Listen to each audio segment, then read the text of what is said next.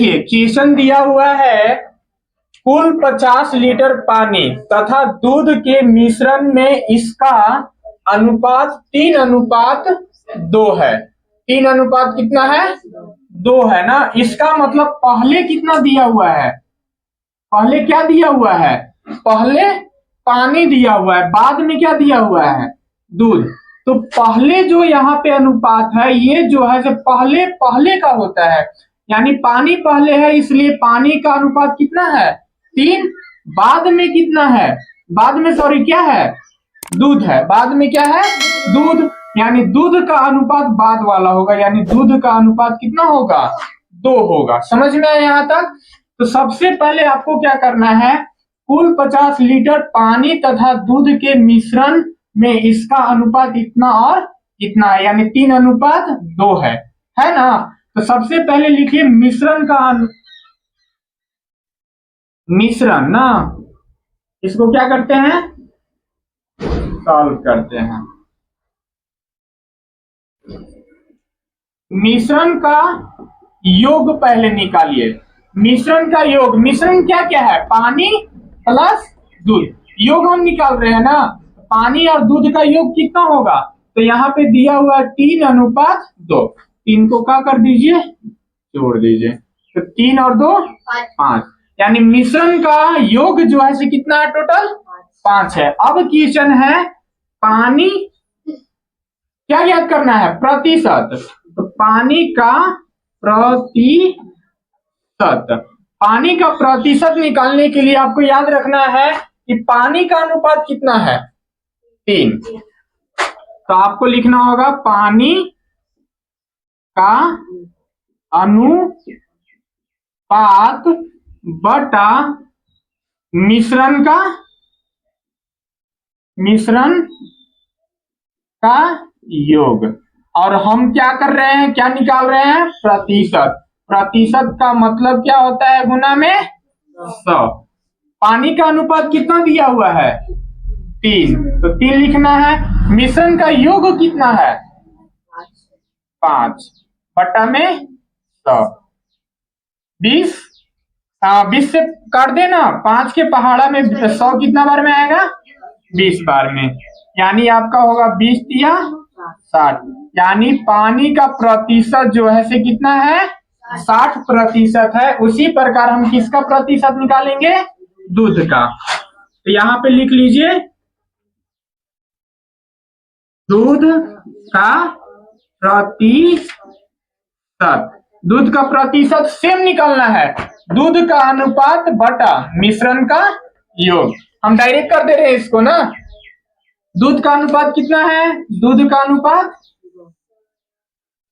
यहां लिख दे रहे हैं, दूध का अनुपात 2 और मिश्रण का योग 5। और हमें क्या निकालना है? प्रतिशत। 20 बार में कट जाएगा, यानी 20 दूना 40% आंसर।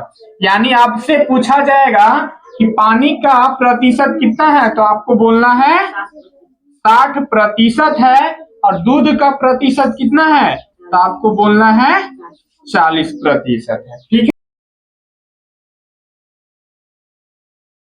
क्वेश्चन नंबर 20 दिया हुआ है किसी परिवार के खर्च तथा बचत का अनुपात 3:7 है। यदि कुल आमदनी 4500 रुपया है तो दोनों का प्रतिशत ज्ञात कीजिए। तो सबसे पहले आपको याद रखना है खर्च। पहले क्या दिया हुआ है? यहाँ पे खर्च, बाद में क्या दिया हुआ है? बचत। यानी खर्च जो करता है से 3 करता है, यानी 3 अनुपात करता है। और बचत जो है से आपका कितना करता है? 7 अनुपात करता है। तो सबसे पहले आपको क्या करना है? अनुपातों का योग निकालना है।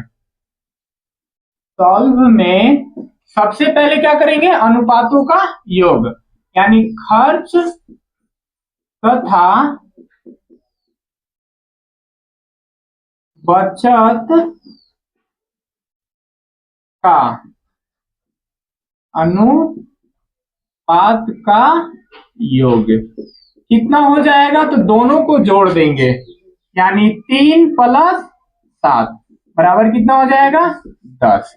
अब याद रखिए यहाँ पे सबसे पहले हम खर्च निकालेंगे कि खर्च टोटल कितना करता है। इसके बाद हम निकालेंगे कि बचत कितना करता है 4500 रुपया में।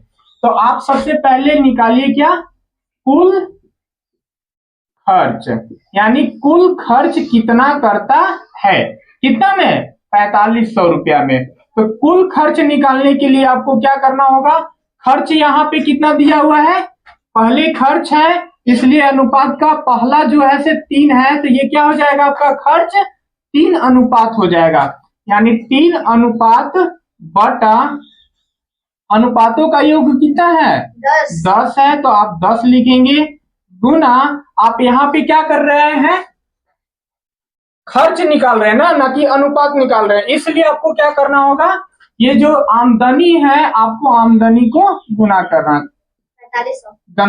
करना होगा, ठीक है, गुना कर दिए।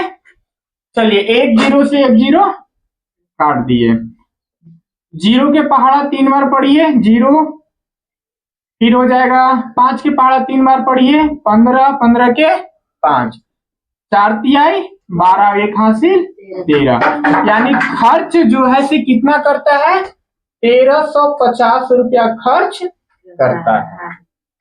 तो 1350 रुपया जब खर्च करता है तो बचत कितना करेगा, आपको मालूम है कि कुल आमदनी जो है से 4500 रुपया है, यानी कमाता 4500 रुपया है, खर्च कर देता है कितना 1350। तो आपको क्या करना है, यहाँ पे दो तरह से बना सकते हैं, यानी कुल बचत निकालने के लिए आप इस तरह भी कर सकते हैं, या फिर आपको मालूम हो गया कि खर्च कितना करता है 1350, तो 4500 रुपया में से 1300 को घटा देंगे तो आपका क्या आएगा, बचत आ जाएगा ना। तो खर्च कुल खर्च हो गया, तो कुल बचत कितना होगा, कुल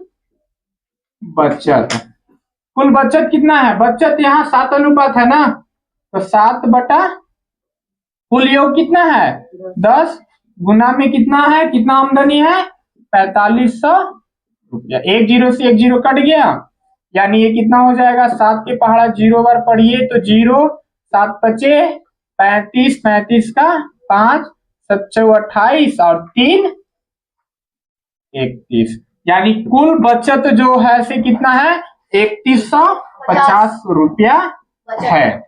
अब हम क्या करेंगे, 1350 और 3150 का दोनों का क्या करना है, प्रतिशत निकालना है। तो आपको क्या करना होगा, कुल खर्च का प्रतिशत,